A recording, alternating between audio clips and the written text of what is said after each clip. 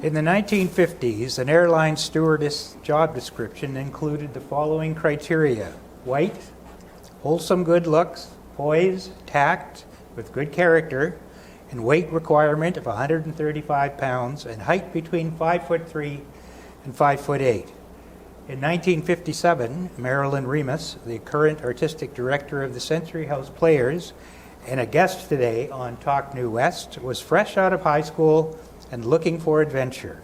So Marilyn applied. Welcome, Marilyn. Thank you. Thank you. If you can cast your mind back to 1957, you had just graduated high school in Victoria, I believe? Yes. What did you see as your options? Oh, good question. Well, at that point, a lot of my girlfriends were getting married. And actually, most of them were getting married. And I really wasn't there yet, and I wanted to do something else. And so the options were, I could be a nurse, or I could be an airline stewardess, or I could work in an office. Oh, all right. And you decided on being a stewardess because? Because it was, I think I wanted to kind of be out in the world a little bit more than just Victoria. Okay. Now, when reading the background here, I couldn't help but notice the somewhat alarming list of stewardess requirements for the established airlines, but you chose to apply to an upstart company, Pacific Western Airlines? Yes, Canadian Pacific Western Airlines, yes. And why was that? I had applied to a lot of airlines, most of them in the States, because, again, I wanted to travel, and I wasn't tall enough. And so I kind of looked around, and there was PWA, and however, you read there 5'3" to 5'8". Yeah. When I applied, it was 5 feet to 5'8". Okay.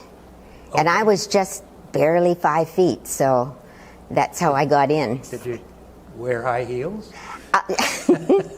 No, but when I had my physical, the doctor measured me, and he just kind of looked funny, and then he wrote something down, and then he weighed me, and then he measured me again, and then he weighed me. And at this point, I was standing up as tall as I could, because I think it was like 4'11" and a half, and he kind of fudged it, I guess, and there I was. I made it through.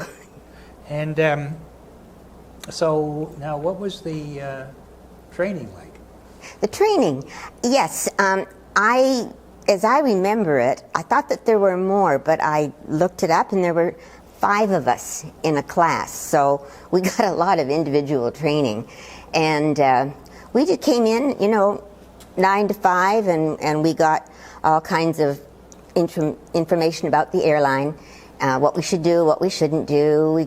They gave us modeling. They gave us, actually, your nails could only be a certain length. Your hair could only be a certain length. You couldn't wear nail polish. You had to have natural nails. It was quite strict. Mm-hmm. And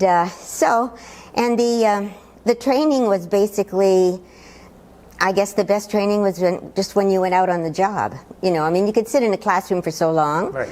But because we flew up to the Arctic Circle and back, our training was a little different.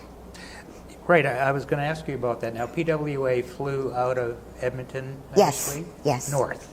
Yes, north. North. And so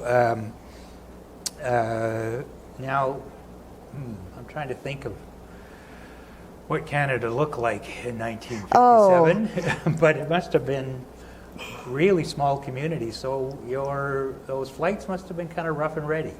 Yes.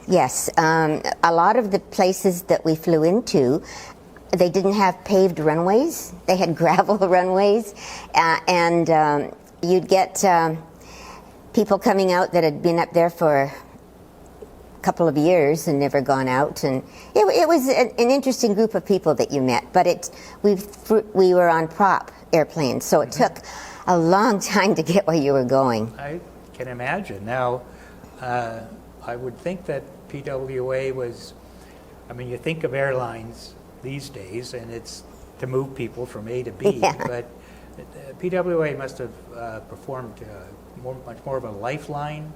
I think so, yes, Yeah. very much so. People would, weddings and funerals and things like that they had to attend, down in Edmonton, they had to fly out for that. At that time, I don't think there were any dentists up there, and people would fly out to go to the dentist and things like that.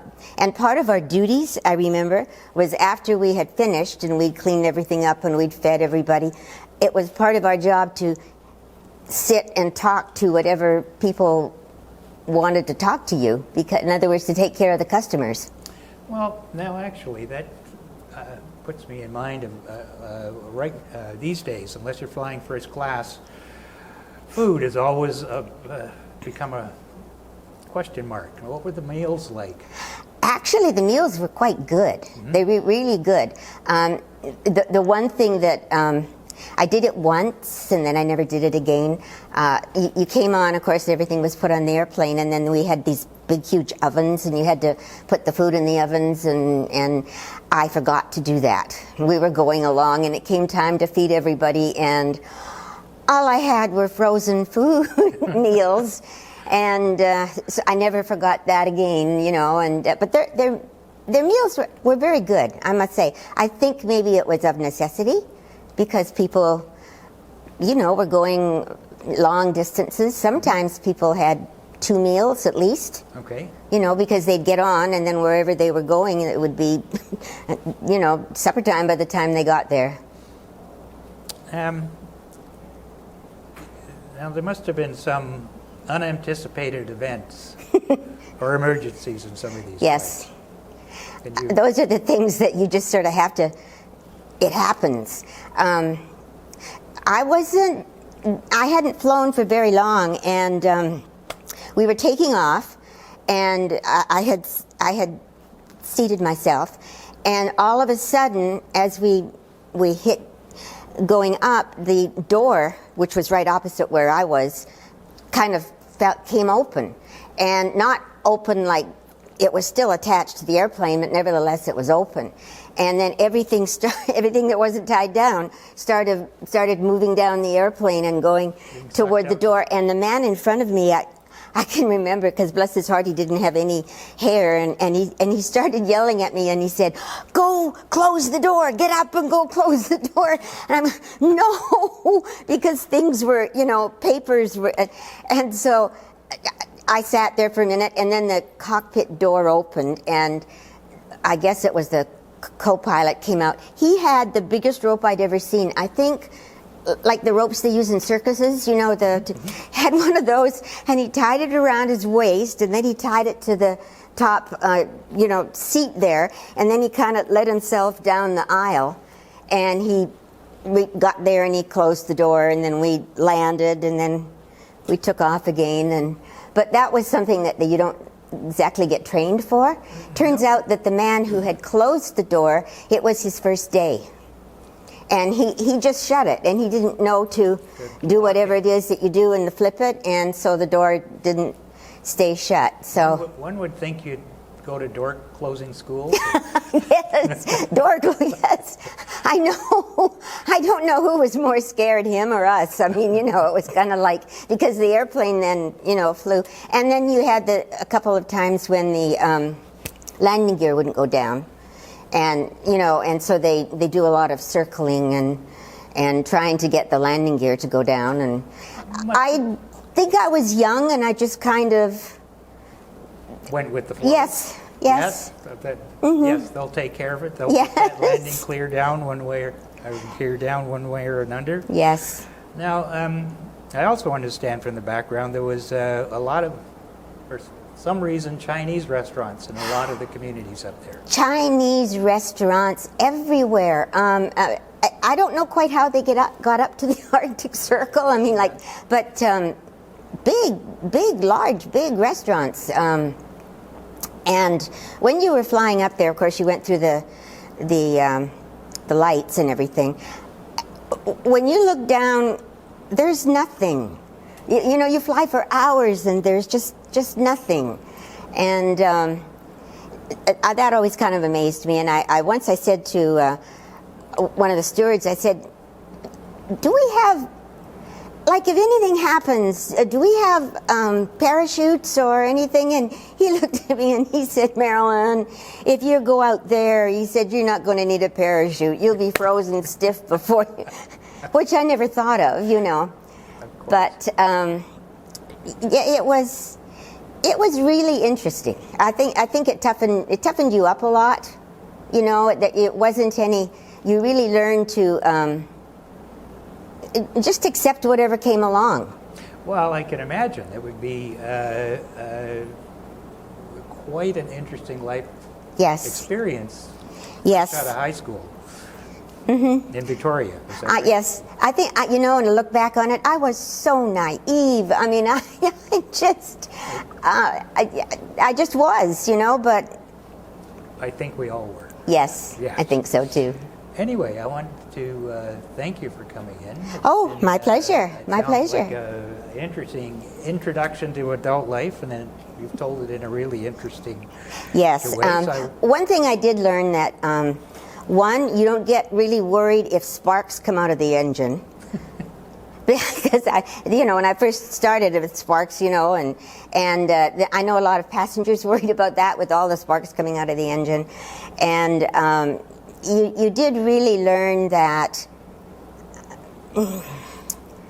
flying was just something that you kind of got into, and there wasn't much after that when I flew on regular airlines that scared me. You know, because we had, you know, with the landing on the strange runways and the doors opening up and things like that, you just sort of figured, did it? Oh, well. Well, I want to thank you for agreeing to be Thank you. a guest. Really appreciate it. We don't get called stewardesses anymore. No, I know, but I thought I'd stick with the 1950s lingo. Yes, that was a long time ago. Long time ago. Oh, my. And it's been both informative and entertaining, and perhaps in the future we can have you back, and you could maybe talk about your transition from being a stewardess to the wacky world of theater. Yes. I chose kind of strange occupations, didn't I? You know, flying in the Arctic Circle and then being in the theater. I guess they have something in common. Well, I want to thank you very much. Thank you very much, Kurt. Appreciate it. Okay.